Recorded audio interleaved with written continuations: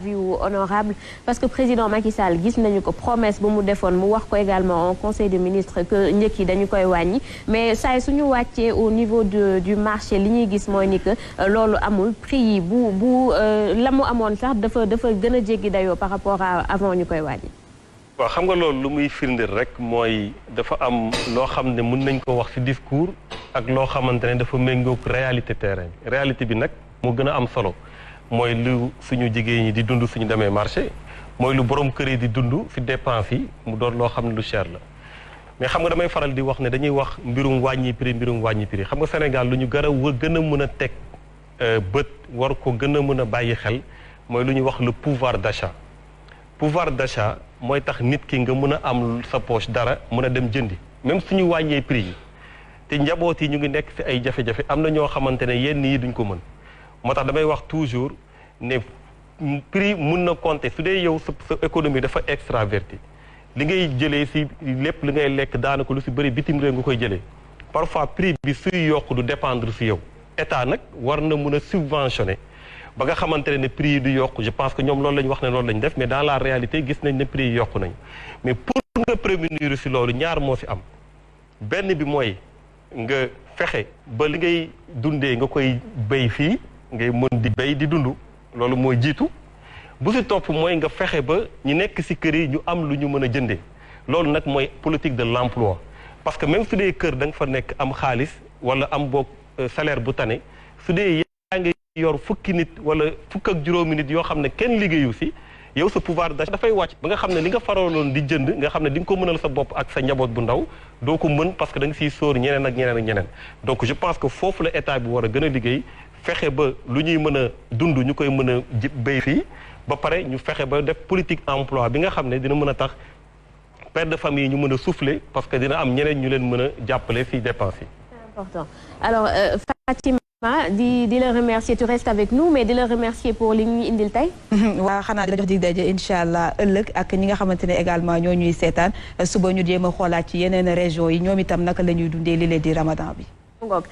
mën nañu jaare noonu je pense daal di dem ci suñu invité Fatou Abdou Ndeye Dimet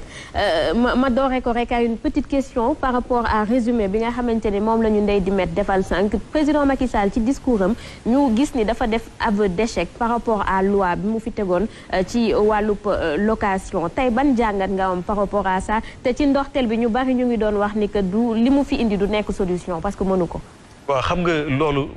damay am. kersa sax wax ne bokk naa fi ñu waxoon ñu ko prévoiroon ñu ko waxoon lu ñu naan magum waxoon naa ko moo gën magu xamoon naa ko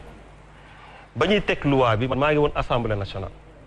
soo leen demoon tey internet bind Thierno Bocoum loi di ngeen gis article bu mu ci defoon ma ne leen seen loi bii ngeen di def soo leen moytuwul dafay gën a yokk location bi parce que c'est une baisse administrative te nii ngeen ko defee du façon bii ngeen ko war a defee soo gisee texte bi expliqué naa ko boobu avant ñuy voter sax loi bi mais ñu bëri dañ jàppoon ne comme dañuy wàññi loi yi rek ñëpp jàpp na ne sax man damay contre population yi parce que su ma waxee noonu day mel ni bëgguma loi yi wàññeeku ma ne leen déedéet dañ leen di nax parce que dafa toog rek bind papier rek signé alors que dafa war a am ay réformes structurelles dafa war a am fu mu war a jaaree feneen pour mu mën a wàññeeku te foog naa ne léegi la koy soog a xam parce que nee na léegi logements sociaux yi mooy doon pexe bi mais loolu waroon nañ ko xalaat bu yàgg xam nga tey Dakar 0,28% la ci territoire bi motul sax 1% ci territoire 25% de la population ñu ngi Dakar 80% de l'activité économique mu ngi Dakar ça veut dire que fii ak amoo projet buy tax nga wàññi Dakar fexe créer yeneen zone yoo xam ne ñi fa nekk d'abord duñ fa jóge te ñeneen sax dinañ leen fekk ci pour mu doon ay zone de développement économique fii ak def loolu ci biir loolu nga mun fa def ay logement toujours nit ñi dañuy ñëw biir Dakar c'est-à-dire que soo defoon tey ay logements sociaux feneen amul activité économique du tere nit ñi dinañ ñëw te nit ñi suñu ñëwee dañu am fu ñuy dëkk donc location day gën a cher tout le temps moo tax il fallait que ñu def des réformes structurelles loolu nag dañu bokkoon ci ñu ci bind wax ko ne leen soo leen ko defee malheureusement nii la war a mujjee loolu moo waxoon loolu moo ñëw tey te loolu nag c'est très dommage di nga nag gouverner c'est prévoir sooy gouverner da ngay wàññi populisme mooy nga jug rek ne da ngay def benn affaire ñëpp tàccu te yow mu leer na ne lii nga defar fii ak quelque temps da lay rattrapé waat day indi problème je pense que lu ñu doon xaar si moom mooy mu jël mbir mi diagnostiqué ko xool les meilleures solutions appliqué ko ba nga xamante ne mbirum loyer dina wàññeeku waaye dama si boole waar rek li ma wax sànq mooy location même suñ ko wàññi woon te nit ñi amuñu ñu loué toujours day am problème moo tax politique de l'emploi fii ak defuñu ko pour que nit ñi ñu am lu ñu dugal seeni poche ensuite ñu désengorger Dakar pour fexe créer des zones de développement économique ailleurs fii ak defuñu loolu on aura toujours les mêmes problèmes. D'accord alors ñi ci internautes yi di leen di rappeler que boo leen amee laaj yoo leen bëgg soumettre oustaz Mouhamed Mbaye mën ngeen ko def régie dinañu sélectionner 2 ou 3 yoo xamante ne ci kanam incha allah dina leen tontu Fatou Abdou ma jox la parole bi. maa ngi lay fay. Président de la République Macky Sall démb def na son traditionnel discours à la nation plusieurs points peut-être mën nañ ko ci wax na ci autosuffisance alimentaire mais surtout ñëwaat na ci xëyu ndaw yi nga xam ne weeru mars bi ñu génn ci la ñu ko lancé woon 450 milliards de francs CFA wax na li nga xam ne moom mooy institution yi tudd na fi DER ANPEJ ak yeneen mais également wax convention entre l'État ak le secteur privé naka nga jàngatee son discours par rapport surtout à ce point. waaw xam nga discours bi soo ko dégloo daanaka doonul lu bees ñoom lu ñuy répété waat la mu ñëw waxaat ko je pense que mbirum entrepreneuriat rapide ak yooyu yëpp wax nañ ko waxaat ko waaye ñëpp xam nañ ne entrepreneuriat rapide moom élément de langage la boo xam ne wunul méngoo ak réalité c'est-à-dire que entrepreneuriat du lu ñuy décréter emploi du lu ñuy ñëw rek décréter ko wala ñu ne la tey yow da nga war a nekk entrepreneur tey ñu jox la xaalis tey nga nekk entrepreneur y a tout un processus buy mën a tax nit ki nekk entrepreneur benn moment man li ma jàpp mooy am na ay événements yi fi amoon ñu bëggoon dalal nit ñi génn xaalis bu bëri moo tax dama leen waxoon seen guichet unique yooyu soo moytul ay guichet automatique la nar a doon maanaam guichet automatique mooy soo dugalee carte gab xaalis bi génn loolu la ñu def jox distribuer nit ñi xaalis après peut-être c'est pour un peu les calmer mais en réalité du loolu mooy mën a indi entrepreneuriat carrément et je pense que par rapport à cette question il faut que définitivement ñu wax ñu bonne façon politique de l'emploi la ñu war a am parce que su dee affaire dafa am rek nga inventé si saa si benn solution ne da ngay génne 450 milliards d'ailleurs sénégalais yu bëri ñu ngi naan kon am na fu fekk 450 milliards nekkoon waaw ba mu fa nekkee boobu ba léegi ndax jëluñu ko def ko si askan bi depuis boobu ba léegi donc nga génne ko parce que situation am na je pense que plutôt am na travail bu gën a am solo boo xamante ne war nañ ko def et tey c'est vrai que am nay efforts yuy am par rapport ñu fexe ba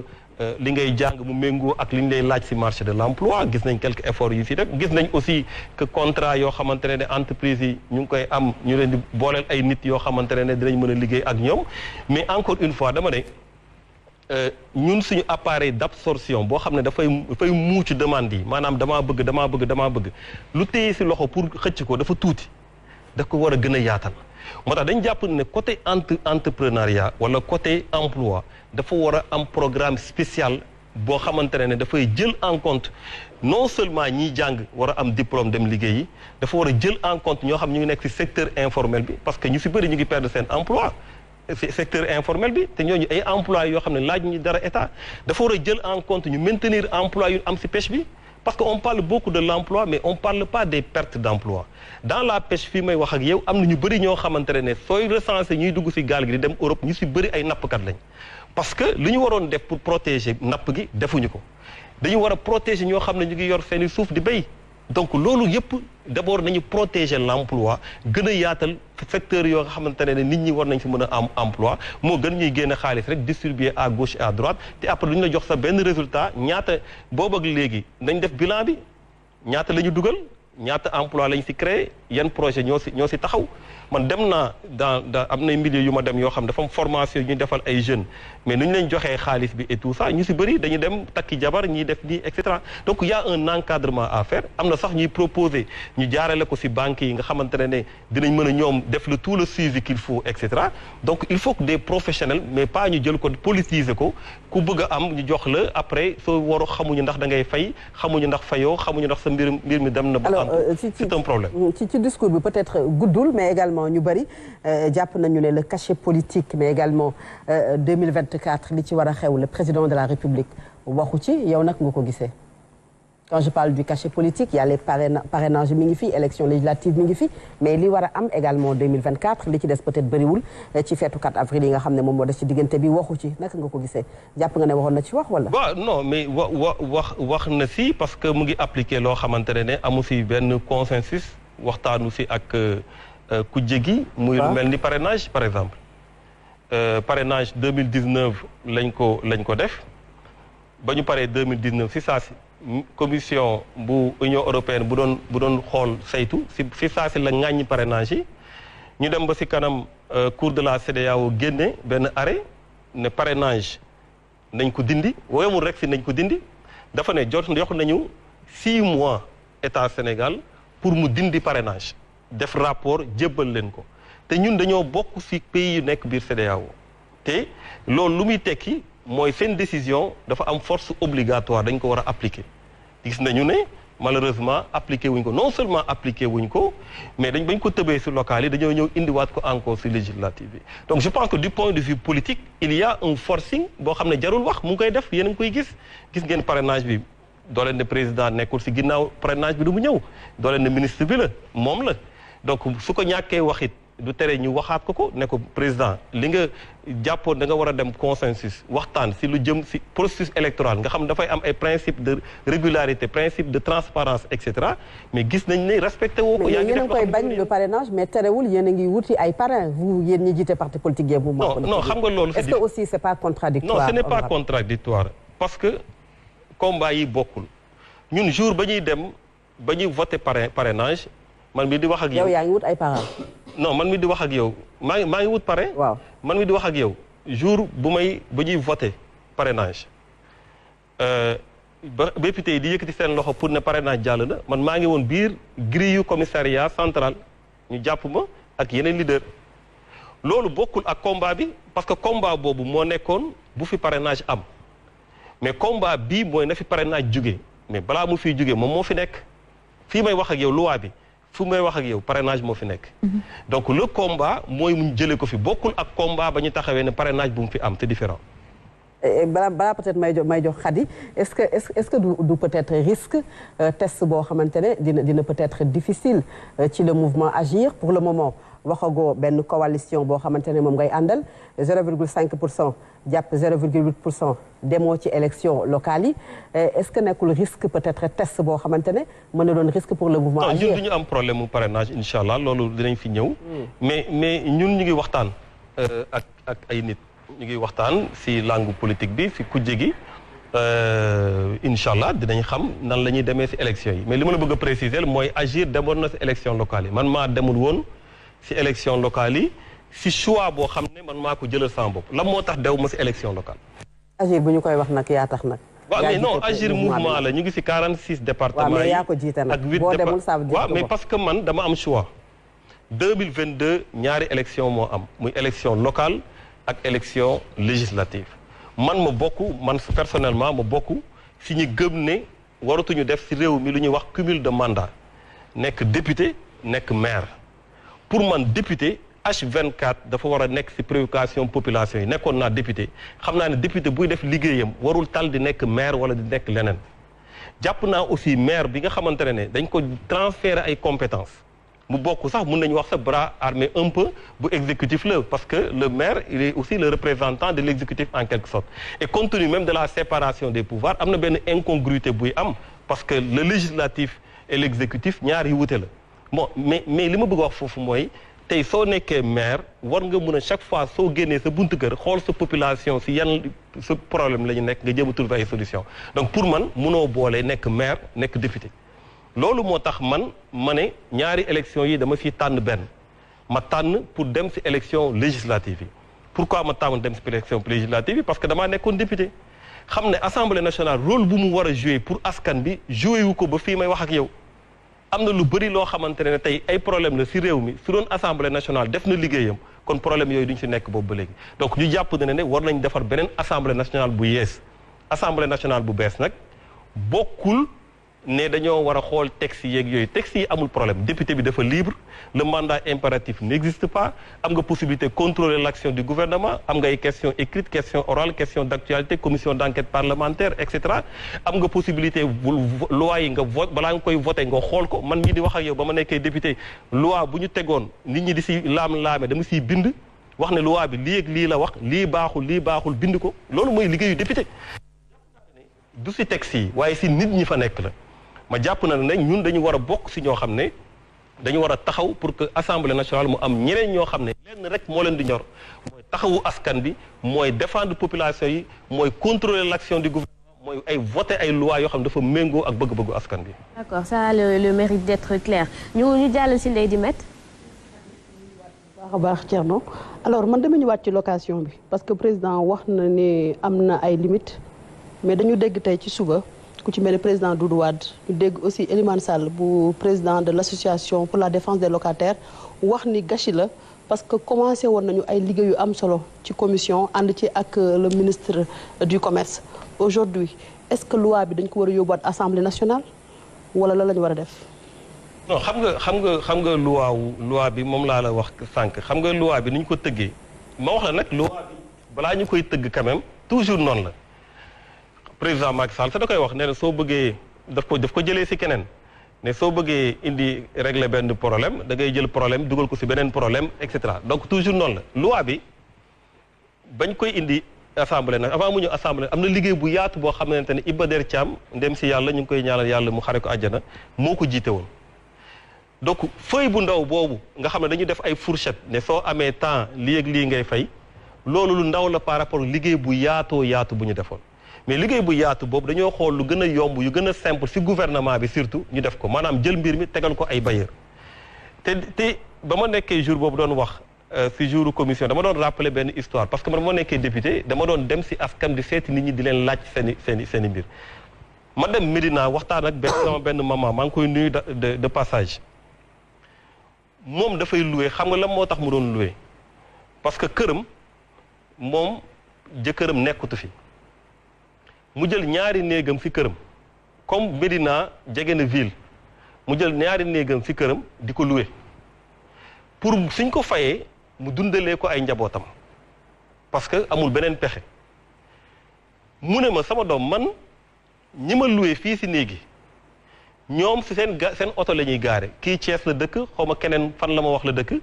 suñu dañ fiy ñëw rek pour parfois suñu guddee ñu fanaan fi ak yooyu ñoo ma ëpp xaalis téeméeri junni yoon waaye léegi nguur gi dafa ne man maa leen di wàññil ñoom donc dafa am mbirum location du lu yomb dafa bëri ay yu bëri yoo xam dañ ko ci war a xoolaat moo tax li ma jàpp mooy d'abord qu'il y ait un travail sérieux bi nga xamante ne day jël en compte les bailleurs dans leur diversité parce que bailleurs yi bokkuñu ñuy dem di louer ji dans leur diversité parce que bokkuñu ñu xool association yi ñëpp ñoo xam ne ñu ngi tourner autour de ça xool aussi mbirum intrants yi maanaam matériaux yeeg yooyu yëpp dañ ko war a xool parce que koo xam dafa dem lebi banque par exemple ñëw tabax benn kër bëgg ci def ko comme investissement comme nit di créer nu muy créer entreprise banque ba chaque mois mu koy dagg mu fixer ay prix loyer pour mën a fay banque ba soo ñëwee ne ko tey da ngay dagg da ngay wàññi peut-être kooku soo moytu di nga ko yóbbu police parce que du am lu mu fayee banque ba dinañ jël kër ga donc dafa bëri ay subtilités yu ci am moo tax ñun dañ jàpp na am un travail sérieux autour de ça. maintenant et les agences yi nga xam ne tamit dafay pousser comme des champignons. di la laaj sax sa bulletin de salaire. état bi xam ko teg ci tànkam. mais li gën a garaaw tey mooy am na ñoo xam duñu louer sénégalais. am na ñoo xam duñu louer sénégalais. soo leen wooyee wax wolof sax ñu coupé la. loolu yëpp xam nga loolu la moo ko indi. c'est la tension de la demande mooy indi loolu c'est-à-dire que fii ak Dakaru Sénégal soo ko tuddee rek Dakar ngay wax fii ak ñu ngi toll foofu mënoo indi pexe buy tax location du cher parce que même ñoo xamante dañ leen di wax dañ leen wàññi sax et tout ça suñu amul pexe dañuy jël moo tax di nga gis tamit ay ñoo xam dañuy jël indi seen lépp nga laaj leen lépp ñu jox leen ko suñu xasee bu dugg doot ñu la fay ba nga leen booleeg huissier ñu génn problème bi bëri na ci biir mais il faut que tension boobu ñu gindi ko il faut que ñu désengorger Dakar il faut que activité économique yi ñu génne ko Dakar. pourtant lii soo ko waxee ñoom autorités yi dañ lay wax ni am na jam ñaajo ñu ngi def ay politique de désengorgement jam ñaajo xam nga xale yu am kwashiorkor maanaam dañuy tuuti seen bopp yi ngan loolu mooy Sénégal macrocéphalie moo fi dox c'est-à-dire que Dakar moo fi nekk 0,28% du territoire national. Ngand Diamniadio si Dakar la bokk wala soo koy génne Dakar ba génne Dakar da ngay ñëw si put bi taxaw si put bi ngay taxaw demoo si yaram bi donc pour man tey projet yu ñuy def yu ngand yëpp ñuy def yoo xam ne utilitaire la parce que tey suñu la waxee terre kenn waxul terre amul utilité mënoo ko wax mënoo ko bañ a wax mais dama ne ji nga borom kër bu ne sañ na jël say bët taf ko nga génn ba si biti mu ne la Range Rover bi wala 4x4 bi man maa ko jënd da ngay kontaan parce que peut-être guddi gi su kenn feebaree mën na ko yóbbu peut-être soo leen bëggee voyage mën na ko utilitaire la waaye soo sa xel ñëwaatee di nga ko ne man de sama jàng bi fayaguma ko wala ñun de kër gi am na ñu fi feebar fajaguñ leen yooyu c'est des questions qu'il faut poser li tax ma ne dañuy taf sa bët parce que lii yëpp ñu génne nii bokkul woon si yoonu yokkute dañu jékki-jékki rek ñu génne ay projet comme ça yoo xam ne kenn xamul fan lañ ko jëlee donc pour dire tout simplement que tey suñu defoon noonu bëgg carrément ne tey dañuy dem je donne un exemple très simple dem naa côté Saloum bi côté Casamance bi am na ay hectares yu ñuy abandonné ndax salinisation des terres xorom si mooy dugg si suuf si ñooñu ay barrage anti-sel nga leen di wutal ñooñu ñu si bëri suñu mënul béy lan la ñuy def dañuy jël oto ñëw Dakar suñu demee foo xam ne terre bi mu ngi fa soriwul dañuy gën a ñëw encore donc yow di nga indi ay prox ndollu gars yi di jàll waaye day gën a fees rek su demee ba fees terre ak yëpp du am BRT ak du amati benn njëriñ la preuve ibbi nañ terre bi soo demee tey ibbi nañu prolongement wu VDN bi mais suba si jaaral VDN nga xool foo jaar. d'accord amoo foo jaar. parce que Dakar moo fees. ok le président Macky Sall ci discours am bi tuddul benn yoon restauration poste de premier ministre et pourtant moo waxoon ni c'est une urgence loolu jaaxalu la. mais jaaduwul xam nga loolu aussi parfois ñàkk respecter institution yi la parce que Assemblée nationale la loi le règlement intérieur de l'Assemblée nationale dafa ne la procédure d'urgence est de droit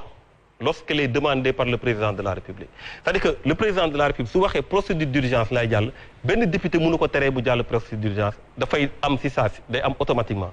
mais loolu ni tax ñu may ko parce que dafa nekk situation boo xam ne parfois am na ay urgence yi nga xam ne Assemblée nationale waru ko gàllankoor dafa war a gaaw loolu mooy fast track bu ñuy def parfois suñu indee loi yi si Assemblée nationale dafa jaadu parce que ay loi mooy tax président mën a doxal waaw soo nee damaa yàkkamti mbir mi dafa war a gaaw leen def leen réunion bureau léegi si suba si def leen conférence des présidents jël leen ko ngeen jébbal ko commission soo leen ko jébbalee commission yóbbu leen ko plénière ñu voté ko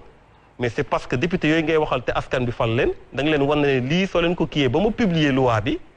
man damay teg sama premier ministre mais defu ko boobu ba léegi maanaam tey koo xam ne dafay def étude def doctorat wala lu mu mënti doon def étude dem xool constitution bu Sénégal day jàpp na ne Sénégal fii ñuy wax nii am na premier ministre te amul premier ministre. donc loolu c'est une violation flagrante de la loi c'est une violation flagrante de la constitution kenn waxul kan lay teg ak kum dul teg loolu yow kenn nekku si parce que moom mooy président de la République c'est l'exécutif moom mooy xool ku muy teg mais un premier ministre dafa war a am ginnaaw bañ ko kii damay fàttali tamit que ne si poste premier ministre bi man it bokk naa si ñu bind wax ne premier ministre bi waru leen ko dindi baaxul je l'ai écrit ba loi bi bañ koy waaj avant ñu koy voter parce que dafa am ñaari mbir benn bi mooy te premier ministre su jógee si amatul dialogue bu war a am entre l'exécutif et le législatif muy entre assemblée nationale ak exécutif dialogue bi dafay am gàllankoor parce que damay wax toujours am na ay questions yoo xamante ne c'est des questions transversales ministre bi ak ministre bi yëpp ñoo bokk question bi parfois su amee question au gouvernement premier ministre ñëw taxaw soo ko poser question mun na interroger les différents ministres ñu mën la jox une réponse par contre nii mu demee nii premier ministre du taxaw donc ministres yi par benn ñooy taxaw la question n'est pas prise en compte entièrement mais plutôt partiellement sans compter la déclaration de politique générale bi nga xamante ne day wone orientation bi nga jëm fan nga bëgg a jëm nan nga fay jëmee c'était très important ak yeneen yoo xamante ne da doon tax ñu am dialogue entre l'exécutif et le parlement boobu mooy benn ci côté dialogue bu war a am entre les deux pouvoirs ñaar le président de la république mënul concentrer lépp ci moom parce que concentrer lépp ci moom mooy évidemment am yoo xam da nga koy bàyyi en rade il faut que mu am koo xamante ne moom mooy gàttandu yenn mbir yi te loolu je pense que c'était une nécessité waxoon nañ ko tey également gis nañ ne erreur la ñu def tegaat nañ premier ministre moo tax ma ne parfois manque de vision prospective la ñu am malheureusement sur des questions essentielles pour la marche de notre nation. Peut-être